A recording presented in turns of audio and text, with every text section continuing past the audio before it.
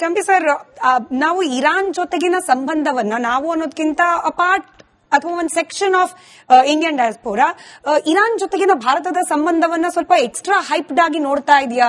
ನಿಜವಾಗ್ಲೂ ಇರಾನ್ ಜೊತೆಯಲ್ಲಿ ಬೇರೆ ಎಲ್ಲಾ ದೇಶಗಳಿಗಿಂತ ಉತ್ತಮವಾದ ಬಾಂಧವ್ಯವನ್ನು ಉಳಿಸಿಕೊಳ್ಳೇಬೇಕು ಅಟ್ ಎನಿ ಕಾಸ್ಟ್ ಅನ್ನೋ ರೀತಿಯ ಪರಿಸ್ಥಿತಿ ನಿಜವಾಗ್ಲೂ ಇದೆಯಾ ಅಂತ ಹೇಳಿ? ಇಲ್ಲ, ಭಾರತದ ವಿದೇಶಾಂಗ ನೀತಿ ಮತ್ತೆ ಮೋದಿಯವರ ಅಧಿಕೃತ ನಿಲುವು ನೋಡಿದ್ರೆ ಅವರು ಯಾವುದೇ ರಾಷ್ಟ್ರ ಜೊತೆ ಮಲ್ಟಿ ಅಲೈನ್ಡ್ ಅಪ್ರೋಚ್, ಅಂದ್ರೆ ನಾವು ಎಲ್ಲರ ಜೊತೆಗೂ ಇದೀವಿ ಅಂತ. ಇನ್ನೊಂದು ಮಾತು ಹೇಳಿದ ನಟರಾಜ್ ಗೌಡ್ರು ಹೇಳಿದ್ರು, ಮತ್ತೆ ನಿಮ್ಮ ವೀಕ್ಷಕರು ಹೇಳಿದ್ರು, ಪ್ರಧಾನಮಂತ್ರಿ ಹೋಗಬಾರ್ದಿತ್ತು, ವಿದೇಶಾಂಗ ಮಂತ್ರಿನ ಕಳಿಸಬಹುದಿತ್ತು. ಅಂದ್ರೆ ವಿದೇಶಾಂಗ ನಟರಾಜ್ ಗೌಡ್ರೆ ಒಂದ್ ಮಾತು ಹೇಳ್ತೇನೆ, ನಾವು ಮೋದಿ ಅವರನ್ನ ನಾವಾಗ್ಲಿ ರಾಜ್ಯವಾಗ್ಲಿ ಚಿತಾಲಿ ಅವರು ಒಂದು ವಿಮರ್ಶಾತ್ಮಕ ದೃಷ್ಟಿಯಲ್ಲಿ ಹೇಳ್ತೀವಿ, ಪಕ್ಷಪಾತ ಇಲ್ಲ ನಮಗೆ.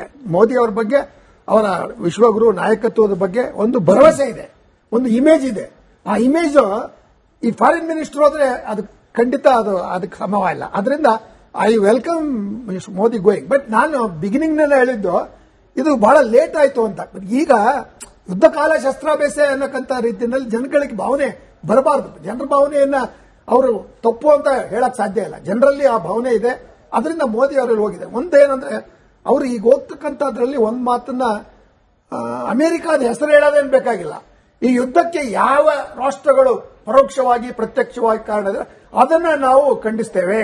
ನಮಗೆ ಶಾಂತಿ ಬೇಕು. ಭಾರತ ಮೊದಲಿಂದಲೂ ಇರತಕ್ಕಂಥ ನಿಲುವು ಅಂತಕ್ಕಂಥದ್ದು ಸ್ವಲ್ಪ ಸ್ಪಷ್ಟತೆ ಕೊಟ್ಟಿದ್ರೆ ಚೆನ್ನಾಗಿತ್ತು. ಬಟ್ ನಾವು ಅಮೆರಿಕದ ಇಸ್ರೇಲ್ ಪರ ವಾಲಿದೀವಿ ಅಂತಕ್ಕಂಥ ಅಭಿಪ್ರಾಯನ ನಾವು ಹೋಗ್ಲಾಡ್ಸಕ್ ಆಗಲ್ಲ. ಈಗಲೂ ಅದು ಒಂದು ರೀತಿಯಲ್ಲಿದೆ. ಅದನ್ನು ಎಷ್ಟೇ ವಾದ ಮಾಡಿದ್ರು, ಯಾವ ತಜ್ಞರು ಎಷ್ಟೇ ವಾದ ಮಾಡಿದ್ರು, ವಾಸ್ತವತೆಯ ದೃಷ್ಟಿಯಿಂದ ನೋಡಿದ್ರೆ ಭಾರತೀಯರಲ್ಲಿ ನಾವು ಅಮೆರಿಕದ ಒಂದು ಯುದ್ಧದ ಏನು ಕ್ರಮಗಳಿದೆ, ಅಲ್ಲಿ ಮಕ್ಕಳನ್ನ ಅಥವಾ ಹಾಸ್ಪಿಟಲ್ಗಳ ಮೇಲೆ, ಸಿವಿಲ್ ಟಾರ್ಗೆಟ್ಸ್ ಮೇಲೆ ಅಟ್ಯಾಕ್ ಅಂತದನ್ನ ನಾವು ಸ್ವಲ್ಪ ಒಂದು ಎತ್ತರದ ಧ್ವನಿಯಲ್ಲಿ ಖಂಡನೆ ಮಾಡಿದ್ರೆ ಬಹುಶಃ. ಇನ್ನೊಂದು ಪಾಯಿಂಟ್ ಹೇಳ್ತೇನೆ, ಇರಾನ್ ಭಾರತದ ಶತ್ರು ಅಲ್ಲ. ರಾಜೀವ್ ಆ ಪಾಯಿಂಟ್ ಹೇಳಿದ್ರು, ಯಾರು ಶತ್ರು ಅಲ್ಲ. ಅದರಲ್ಲೂ ಭಾರತಕ್ಕೆ ಶತ್ರುಗಳಾರು ಅವರಿಗೆ ಲಾಸು, ಯಾರು ಶತ್ರು ಅಂತಾರೆ. ಅದರಿಂದ ಒಂದು ಪಾಯಿಂಟ್ ಹೇಳ್ತೇನೆ ಸ್ಮಿತಾ, ಇರಾನಿನ ವಿದೇಶಾಂಗ ಮಂತ್ರಿ ಹೇಳಿದ್ದಾರೆ, ನಾವು ಪಾಕಿಸ್ತಾನದ ಮಧ್ಯಸ್ಥಿಕೆಯನ್ನ ಒಪ್ಪುವುದಿಲ್ಲ, ಅದು ವಿಫಲವಾಗಿದೆ.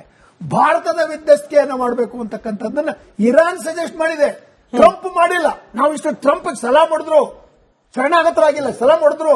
ಟ್ರಂಪ್ ನಮ್ಮನ್ನು ವಿಶ್ವಾಸಗೊಳ್ಳ ಒಂದು ರೋಗ್ ಸ್ಟೇಟ್ ಪಾಕಿಸ್ತಾನವನ್ನ ಮಧ್ಯಸ್ಥಿಕೆ ಕಳಿಸಿದ್ರು. ಅದರಿಂದ ಇರಾನಿನ ಒಂದು ಏನು ಭಾವನೆ ಇದೆ ನಮ್ಮ ಭಾರತದ ಜನರ ಬಗ್ಗೆ, ಬರೀ ಮೋದಿ ಅವ್ರ ಬಗ್ಗೆ ಅಲ್ಲ. ಮೋದಿ ನಾಯಕರು ಒಳ್ಳೆ ಕೆಲಸ ಮಾಡ್ತಾರೆ, ಆ ಒಂದು ಇಮೇಜ್ ಇದೆ, ಅದನ್ನು ಉಳಿಸ್ಕೋಬೇಕು. ಅದನ್ನು ಉಳಿಸ್ಕೊಳ್ಳೋದ್ರಲ್ಲಿ ಭಾರತೀಯರ ಬಗ್ಗೆ ಅವ್ರಿಗೆ ಇರ್ತಕ್ಕಂಥ ಅನುಕಂಪ ಇದೆಯಲ್ಲ. ಭಾರತ ಒಂದು civilisational country, Iran civilisation country. ಈ ಒಂದು ಸಂಬಂಧಗಳನ್ನ ಯಾವ ನಾಯಕನೂ ಅದನ್ನ ಅಳಿಸ್ಲಿಕ್ಕೆ ಸಾಧ್ಯ ಇಲ್ಲ. ಸೊ ಇದರಲ್ಲಿ ಒಂದು ವಿದೇಶಾಂಗ ನೀತಿಯ ಒಂದು ಸ್ಪಷ್ಟತೆ, ಈ ಅಳಿಸುವಿಕೆಯ ಪ್ರಕ್ರಿಯೆ ಅಲ್ಲ ಸರ್, ಇರಾನ್ ಹಾಗೆ ಭಾರತದ ನಡುವಿನ ಈ ಏನು ನಂಟನ್ನ ಅಳಿಸುವಿಕೆ ಪ್ರಕ್ರಿಯೆ ಪ್ರಾರಂಭ ಆಗಿದ್ದು ಮೋದಿ ಅವರು ಬಂದ ಮೇಲೇನಾ? ಯಾಕಂದ್ರೆ ಕಾಂಗ್ರೆಸ್ನವರು ಅಥವಾ ಯಾರು ಇರಾನ್ ಪರವಾಗಿ ಮಾತನಾಡ್ತಾರೆ ಅವ್ರು ಇದೇ ರೀತಿಯ ನರೇಟಿವ್ ಮಾತಾಡ್ತಾರೆ. ಅನುಮಾನ ಬಂದಿದೆ. ಕಾರಣ ಏನು? ನೀವು tell me your friends, I will tell you who you are. ನಿಮ್ಮ ಸ್ನೇಹಿತರು ಯಾರು, ಅದರ ಮೇಲೆ ನಿಮ್ಮನ್ನ ನಾನು ಎಳಿತೇನೆ. ನೀವು ವಿದ್ವತ್ತಿನ ಮೇಲಲ್ಲ, ನೀವು ಫಾಸ್ಟ್ ಗ್ಲೋರಿ ಮೇಲಲ್ಲ. ಸೊ ಅದರಿಂದ ಇಲ್ಲಿ ನಾವು ಹಿಡಿದಿದ್ದೀವಿ. ತಪ್ಪುಗಳು ತಪ್ಪೇ. ಈಗ ಮೋಹನ್ ಚಿತ್ತಾಲೆ ಸರ್, ನಾನು ಪ್ರಶ್ನೆಯನ್ನು ವರ್ಗಾವಣೆ ಮಾಡ್ತೀನಿ ಸರ್. ಚಂಪಿ ಸರ್, ನಾವು ಇರಾನ್ ಜೊತೆಗಿನ ಸಂಬಂಧವನ್ನ ನಾವು ಅನ್ನೋದಕ್ಕಿಂತ ಅಪಾರ್ಟ್ ಅಥವಾ ಒಂದು ಸೆಕ್ಷನ್ ಆಫ್ ಇಂಡಿಯನ್ ಡಯಾಸ್ಪೋರಾ ಇರಾನ್ ಜೊತೆಗಿನ ಭಾರತದ ಸಂಬಂಧವನ್ನ ಸ್ವಲ್ಪ ಎಕ್ಸ್ಟ್ರಾ ಹೈಪ್ಡ್ ಆಗಿ ನೋಡ್ತಾ ಇದೆಯಾ? ನಿಜವಾಗ್ಲೂ ಇರಾನ್ ಜೊತೆಯಲ್ಲಿ ಬೇರೆ ಎಲ್ಲಾ ದೇಶಗಳಿಗಿಂತ ಉತ್ತಮವಾದ ಬಾಂಧವ್ಯವನ್ನು ಉಳಿಸಿಕೊಳ್ಳೇಬೇಕು ಅಟ್ ಎನಿ ಕಾಸ್ಟ್ ಅನ್ನೋ ರೀತಿಯ ಪರಿಸ್ಥಿತಿ ನಿಜವಾಗ್ಲೂ ಇದೆಯಾ ಅಂತ ಹೇಳಿ? ಇಲ್ಲ, ಭಾರತದ ವಿದೇಶಾಂಗ ನೀತಿ ಮತ್ತೆ ಮೋದಿಯವರ ಅಧಿಕೃತ ನಿಲುವು ನೋಡಿದ್ರೆ ಅವರು ಯಾವುದೇ ರಾಷ್ಟ್ರ ಜೊತೆ ಮಲ್ಟಿ ಅಲೈನ್ಡ್ ಅಪ್ರೋಚ್, ಅಂದ್ರೆ ನಾವು ಎಲ್ಲರ ಜೊತೆಗೂ ಇದೀವಿ ಅಂತ. ಇನ್ನೊಂದು ಮಾತು ಹೇಳಿದ ನಟರಾಜ್ ಗೌಡ್ರು ಹೇಳಿದ್ರು, ಮತ್ತೆ ನಿಮ್ಮ ವೀಕ್ಷಕರು ಹೇಳಿದ್ರು, ಪ್ರಧಾನಮಂತ್ರಿ ಹೋಗಬಾರ್ದಿತ್ತು, ವಿದೇಶಾಂಗ ಮಂತ್ರಿನ ಕಳಿಸಬಹುದಿತ್ತು. ಅಂದ್ರೆ ವಿದೇಶಾಂಗ ನಟರಾಜ್ ಗೌಡ್ರೆ ಒಂದ್ ಮಾತು ಹೇಳ್ತೇನೆ, ನಾವು ಮೋದಿ ಅವರನ್ನ ನಾವಾಗ್ಲಿ ರಾಜ್ಯವಾಗ್ಲಿ ಚಿತಾಲಿ ಅವರು ಒಂದು ವಿಮರ್ಶಾತ್ಮಕ ದೃಷ್ಟಿಯಲ್ಲಿ ಹೇಳ್ತೀವಿ, ಪಕ್ಷಪಾತ ಇಲ್ಲ ನಮಗೆ. ಮೋದಿ ಅವರ ಬಗ್ಗೆ, ಅವರ ವಿಶ್ವಗುರು ನಾಯಕತ್ವದ ಬಗ್ಗೆ ಒಂದು ಭರವಸೆ ಇದೆ, ಒಂದು ಇಮೇಜ್ ಇದೆ. ಆ ಇಮೇಜ್ ಈ ಫಾರಿನ್ ಮಿನಿಸ್ಟರ್ ಹೋದ್ರೆ ಅದು ಖಂಡಿತ ಅದಕ್ಕೆ ಸಮವಾಗಿಲ್ಲ. ಅದರಿಂದ I welcome Modi going. But ನಾನು ಬಿಗಿನಿಂಗ್ ನಲ್ಲಿ ಹೇಳಿದ್ದು ಇದು ಬಹಳ ಲೇಟ್ ಆಯ್ತು ಅಂತ. ಈಗ ಯುದ್ಧ ಕಾಲ ಶಸ್ತ್ರಾಭ್ಯಾಸ ಅನ್ನಕ್ಕಂತ ರೀತಿಯಲ್ಲಿ ಜನಗಳಿಗೆ ಭಾವನೆ ಬರಬಾರದು. ಜನರ ಭಾವನೆಯನ್ನ ಅವರು ತಪ್ಪು ಅಂತ ಹೇಳಕ್ ಸಾಧ್ಯ ಇಲ್ಲ. ಜನರಲ್ಲಿ ಆ ಭಾವನೆ ಇದೆ, ಅದರಿಂದ ಮೋದಿ ಅವರಲ್ಲಿ ಹೋಗಿದೆ. ಒಂದೇನಂದ್ರೆ ಅವರು ಈಗ ಹೋಗ್ತಕ್ಕಂಥದ್ರಲ್ಲಿ ಒಂದ್ ಮಾತನ್ನ ಅಮೆರಿಕಾದ ಹೆಸರು ಹೇಳೋದೇನು ಬೇಕಾಗಿಲ್ಲ. ಈ ಯುದ್ಧಕ್ಕೆ ಯಾವ ರಾಷ್ಟ್ರಗಳು ಪರೋಕ್ಷವಾಗಿ ಪ್ರತ್ಯಕ್ಷವಾಗಿ ಕಾರಣ ಅದನ್ನ ನಾವು ಖಂಡಿಸ್ತೇವೆ. ನಮಗೆ ಶಾಂತಿ ಬೇಕು. ಭಾರತ ಮೊದಲಿನಿಂದಲೂ ಇರತಕ್ಕಂಥ ನಿಲುವು ಅಂತಕ್ಕಂಥದ್ದು ಸ್ವಲ್ಪ ಸ್ಪಷ್ಟತೆ ಕೊಟ್ಟಿದ್ರೆ ಚೆನ್ನಾಗಿತ್ತು. ಬಟ್ ನಾವು ಅಮೆರಿಕಾದ ಇಸ್ರೇಲ್ ಪರ ವಾಲಿದ್ದೀವಿ ಅಂತಕ್ಕಂಥ ಅಭಿಪ್ರಾಯನ ನಾವು ಹೋಗ್ಲಾಡ್ಸಕ್ ಆಗಲ್ಲ. ಈಗಲೂ ಅದು ಒಂದು ರೀತಿಯಲ್ಲಿ ಇದೆ. ಅದನ್ನು ಎಷ್ಟೇ ವಾದ ಮಾಡಿದ್ರು, ಯಾವ ತಜ್ಞರು ಎಷ್ಟೇ ವಾದ ಮಾಡಿದ್ರು, ವಾಸ್ತವತೆಯ ದೃಷ್ಟಿಯಿಂದ ನೋಡಿದ್ರೆ ಭಾರತೀಯರಲ್ಲಿ ನಾವು ಅಮೆರಿಕಾದ ಒಂದು ಯುದ್ಧದ ಏನು ಕ್ರಮಗಳಿದೆ, ಅಲ್ಲಿ ಮಕ್ಕಳನ್ನ ಅಥವಾ ಹಾಸ್ಪಿಟಲ್ಗಳ ಮೇಲೆ, ಸಿವಿಲ್ ಟಾರ್ಗೆಟ್ಸ್ ಮೇಲೆ ಅಟ್ಯಾಕ್ ಅಂತವನ್ನ ನಾವು ಸ್ವಲ್ಪ ಒಂದು ಎತ್ತರದ ಧ್ವನಿಯಲ್ಲಿ ಖಂಡನೆ ಮಾಡಿದ್ರೆ ಬಹುಶಃ. ಇನ್ನೊಂದು ಪಾಯಿಂಟ್ ಹೇಳ್ತೇನೆ, ಇರಾನ್ ಭಾರತದ ಶತ್ರು ಅಲ್ಲ. ರಾಜೀವ್ ಆ ಪಾಯಿಂಟ್ ಹೇಳಿದ್ರು, ಯಾರು ಶತ್ರು ಅಲ್ಲ. ಅದರಲ್ಲೂ ಭಾರತಕ್ಕೆ ಶತ್ರುಗಳಾರು ಅವರಿಗೆ ಲಾಸು, ಯಾರು ಶತ್ರು ಅಂತಾರೆ. ಅದರಿಂದ ಒಂದು ಪಾಯಿಂಟ್ ಹೇಳ್ತೇನೆ ಸ್ಮಿತಾ, ಇರಾನಿನ ವಿದೇಶಾಂಗ ಮಂತ್ರಿ ಹೇಳಿದ್ದಾರೆ, ನಾವು ಪಾಕಿಸ್ತಾನದ ಮಧ್ಯಸ್ಥಿಕೆಯನ್ನ ಒಪ್ಪೋದಿಲ್ಲ, ಅದು ವಿಫಲವಾಗಿದೆ. ಭಾರತದ ಮಧ್ಯಸ್ಥಿಕೆಯನ್ನ ಮಾಡಬೇಕು ಅಂತಕ್ಕಂಥದ್ದನ್ನ ಇರಾನ್ ಸಜೆಸ್ಟ್ ಮಾಡಿದೆ, ಟ್ರಂಪ್ ಮಾಡಿಲ್ಲ. ನಾವು ಇಷ್ಟು ಟ್ರಂಪ್ ಸಲಹೆ ಮಾಡಿದ್ರು, ಶರಣಾಗತರಾಗಿಲ್ಲ, ಸಲಹೆ ಮಾಡಿದ್ರು.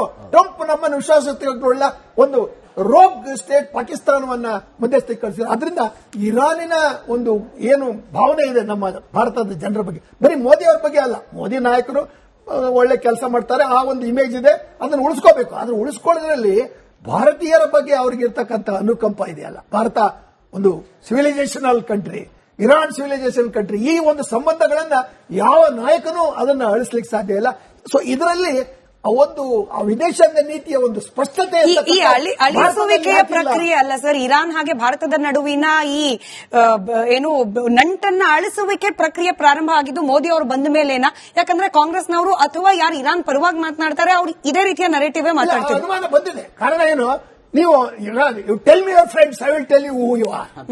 ನಿಮ್ಮ ಸ್ನೇಹಿತರು ಯಾರು, ಅದರ ಮೇಲೆ ನಿಮ್ಮನ್ನ ನಾನು ಹೇಳಿದ್ದೇನೆ. ನೀವು ವಿದ್ವತ್ತಿನ ಮೇಲಲ್ಲ, ನೀವು ಫಾಸ್ಟ್ ಗ್ಲೋರಿ ಮೇಲಲ್ಲ. ಸೊ ಅದರಿಂದ ಇಲ್ಲಿ ನಾವು ಎಡವಿದ್ದೀವಿ. ತಪ್ಪುಗಳು ತಪ್ಪೇ. ಮೋಹನ್ ಚಿತ್ತಾಲೆ, ಚಂಪಿ ಸರ್, ನಾವು ಇರಾನ್ ಜೊತೆಗಿನ ಸಂಬಂಧವನ್ನ ನಾವು ಅನ್ನೋದಕ್ಕಿಂತ ಅಪಾರ್ಟ್ ಅಥವಾ ಒಂದು ಸೆಕ್ಷನ್ ಆಫ್ ಇಂಡಿಯನ್ ಡಯಾಸ್ಪೋರಾ ಇರಾನ್ ಜೊತೆಗಿನ ಭಾರತದ ಸಂಬಂಧವನ್ನ ಸ್ವಲ್ಪ ಎಕ್ಸ್ಟ್ರಾ ಹೈಪ್ಡ್ ಆಗಿ ನೋಡ್ತಾ ಇದೆಯಾ?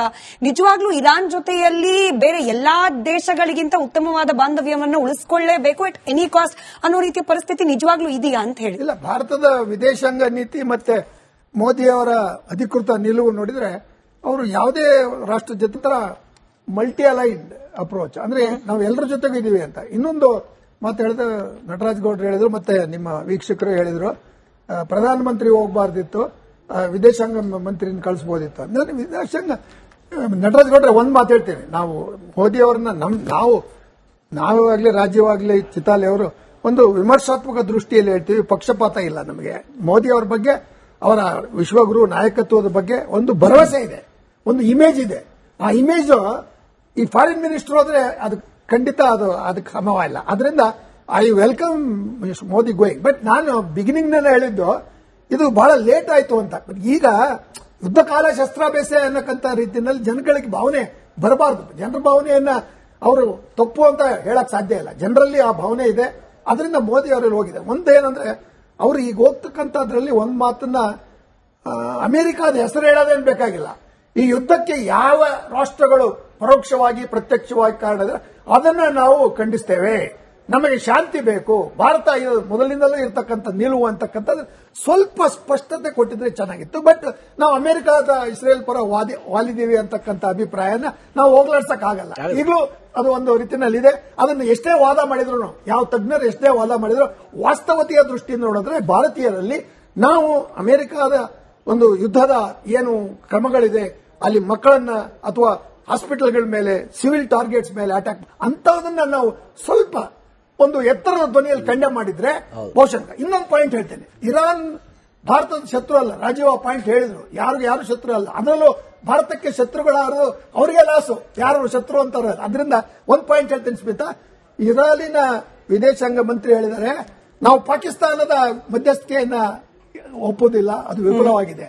ಭಾರತದ ಮಧ್ಯಸ್ಥಿಕೆಯನ್ನ ಮಾಡಬೇಕು ಅಂತಕ್ಕಂಥದ್ದನ್ನ ಇರಾನ್ ಸಜೆಸ್ಟ್ ಮಾಡಿದೆ, ಟ್ರಂಪ್ ಮಾಡಿಲ್ಲ. ನಾವು ಇಷ್ಟು ಟ್ರಂಪ್ ಸಲಹೆ ಮಾಡಿದ್ರು, ಶರಣಾಗತರಾಗಿಲ್ಲ, ಸಲಹೆ ಮಾಡಿದ್ರು. ಟ್ರಂಪ್ ನಮ್ಮನ್ನು ವಿಶ್ವಾಸಗೊಳ್ಳ ಒಂದು ರೋಗ್ ಸ್ಟೇಟ್ ಪಾಕಿಸ್ತಾನವನ್ನ ಮಧ್ಯಸ್ಥಿಕೆ ಕಳಿಸಿದ್ರು. ಅದರಿಂದ ಇರಾನಿನ ಒಂದು ಏನು ಭಾವನೆ ಇದೆ ನಮ್ಮ ಭಾರತದ ಜನರ ಬಗ್ಗೆ, ಬರೀ ಮೋದಿ ಅವರ ಬಗ್ಗೆ ಅಲ್ಲ, ಮೋದಿ ನಾಯಕರು ಒಳ್ಳೆ ಕೆಲಸ ಮಾಡ್ತಾರೆ, ಆ ಒಂದು ಇಮೇಜ್ ಇದೆ, ಅದನ್ನು ಉಳಿಸ್ಕೋಬೇಕು. ಅದನ್ನು ಉಳಿಸ್ಕೊಳ್ಳೋದ್ರಲ್ಲಿ ಭಾರತೀಯರ ಬಗ್ಗೆ ಅವ್ರಿಗೆ ಇರ್ತಕ್ಕಂಥ ಅನುಕಂಪ ಇದೆಯಲ್ಲ, ಭಾರತ ಒಂದು civilisational country, Iran civilisation country, ಈ ಒಂದು ಸಂಬಂಧಗಳನ್ನ ಯಾವ ನಾಯಕನೂ ಅದನ್ನ ಅಳಿಸ್ಲಿಕ್ಕೆ ಸಾಧ್ಯ ಇಲ್ಲ. ಸೊ ಇದರಲ್ಲಿ ಒಂದು ಆ ವಿದೇಶಾಂಗ ನೀತಿಯ ಒಂದು ಸ್ಪಷ್ಟತೆ ಈ ಅಳಿಸುವಿಕೆಯ ಪ್ರಕ್ರಿಯೆ ಅಲ್ಲ ಸರ್, ಇರಾನ್ ಹಾಗೆ ಭಾರತದ ನಡುವಿನ ಈ ಏನು ನಂಟನ್ನ ಅಳಿಸುವಿಕೆ ಪ್ರಕ್ರಿಯೆ ಪ್ರಾರಂಭ ಆಗಿದ್ದು ಮೋದಿ ಅವರು ಬಂದ ಮೇಲೇನಾ? ಯಾಕಂದ್ರೆ ಕಾಂಗ್ರೆಸ್ನವರು ಅಥವಾ ಯಾರು ಇರಾನ್ ಪರವಾಗಿ ಮಾತನಾಡ್ತಾರೆ ಅವ್ರು ಇದೇ ರೀತಿಯ ನರೇಟಿವ್ ಮಾತಾಡ್ತಾರೆ. ಅನುಮಾನ ಬಂದಿದೆ. ಕಾರಣ ಏನು? ನೀವು tell me your friends, I will tell you who you are. ನಿಮ್ಮ ಸ್ನೇಹಿತರು ಯಾರು, ಅದರ ಮೇಲೆ ನಿಮ್ಮನ್ನ ನಾನು ಹೇಳಿದ್ದೇನೆ, ನಿಮ್ಮ ವಿದ್ವತ್ತಿನ ಮೇಲಲ್ಲ, ನಿಮ್ಮ ಪಾಸ್ಟ್ ಗ್ಲೋರಿ ಮೇಲಲ್ಲ. ಸೊ ಅದರಿಂದ ಇಲ್ಲಿ ನಾವು ಎಡವಿದ್ದೀವಿ. ತಪ್ಪುಗಳಿಗೆ ತಪ್ಪೇ. ಈಗ ಮೋಹನ್ ಚಿತ್ತಾಲೆ ಸರ್, ನಾನು ಪ್ರಶ್ನೆಯನ್ನು ವರ್ಗಾವಣೆ ಮಾಡ್ತೀನಿ ಸರ್.